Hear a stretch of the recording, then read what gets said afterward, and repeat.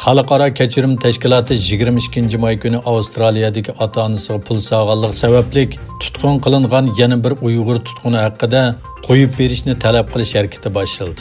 Bu mazkur tashkilotning yaqinqa bir necha hafta ichida qo'yib berishni talab qilish harakati boshlagan 4-Uyg'ur tutqunidir. Mazkur tashkilotning chaqirig'ida ta'kidlanishicha, bu qitim Uyg'urlar G'uljidagi ayol tutqun Boyira Yaqubni qo'yib berishni talab qilgan.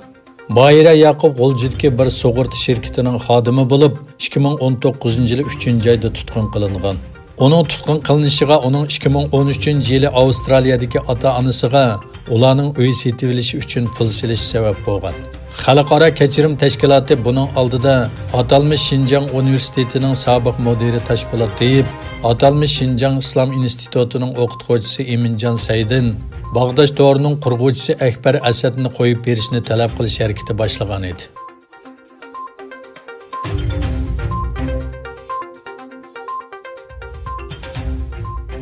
Amerika Uyg'ur Akademiyasi qurilganiga 2 yil bo'lgan bugungi kunda Amerika Uyg'ur Akademiyasining nizomnomasiga asosan akademiyaning hay'at a'zolari videolik yig'in o'tkazib, mazkur akademiyaning 2-navbatlik raisini saylab chiqdi. Demokratik va adil usulda elib berilgan saylamda ko'p sonliq ovoz bilan Amerika Yali Universitetining o'qituvchisi, tibbiy palla doktori, diabet ya'ni qand kasali va jigarni mayqaplash kasali tadqiqotchisi doktor Abdulaziz Abduqodir apandi Amerika Uyg'ur Akademiyasining 2-navbatlik raisi bo'lib saylandi.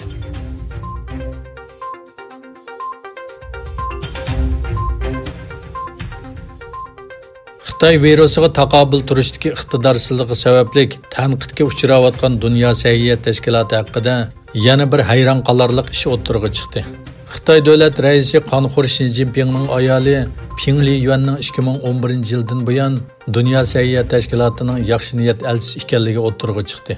Qiziqarli yeri Dunyo sog'liqni tashkilotining to'rida Ping Liyuanni dunyodagi eng dongliq, eng shafqatli naqshchi, keng qo'llashga erishgan buyuk va parlaq cho'lpon deb tanishtirilgan.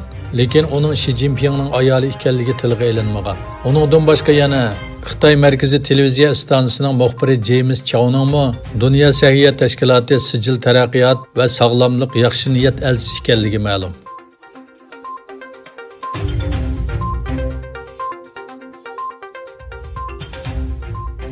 Beijing hukumatining Hong Kong alayida ma'mur rayonidagi hukumatga qarshi guruhlarga qarshi kurashni kuchaytirish uchun yangi bexatarlik qonuni chiqarishga urinishiga qarshi namoyish o'tkazildi. Qora kiyim kiygan yuzlagan namoyishchilar Kosivoy qo'ltig'idagi donliq savdo rayoniga jam bo'lib, qonun tashabbusiga inkos qaytardi. Namoyishchilar Hong Kong bilan turish, Hong Kongni qutqizish qatorliq hukumatga qarshi shiorlarni to'ladi. Saqchilar bu rayonda mangmoqchi bo'lgan yuzlagan kishilarga yosh oqqizib bombasi etish bilan to'qinish boshlandi.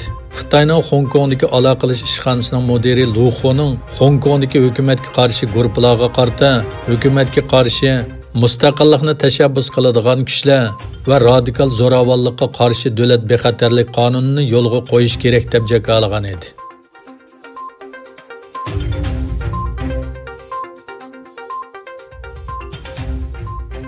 Xabar qilinishicha, Germaniyada hukumat qurgan iqtisodiy muqimlik fondi WSF Germaniya Osiyo shirkati Lufthansa uchun 9 milliard yevro qutqizish planini tasdiqlagan bo'lib, bu shirkat Xitoy virus sababidan qiyin ahvolga tushib qolgan. Egilinishcha, bu shirkat 25 yil burun xususiylashgan bo'lib, yordam fondining bir qismiga hukumat Lufthansa Osiyo shirkatining 20% pay chekini setib oladi ekan.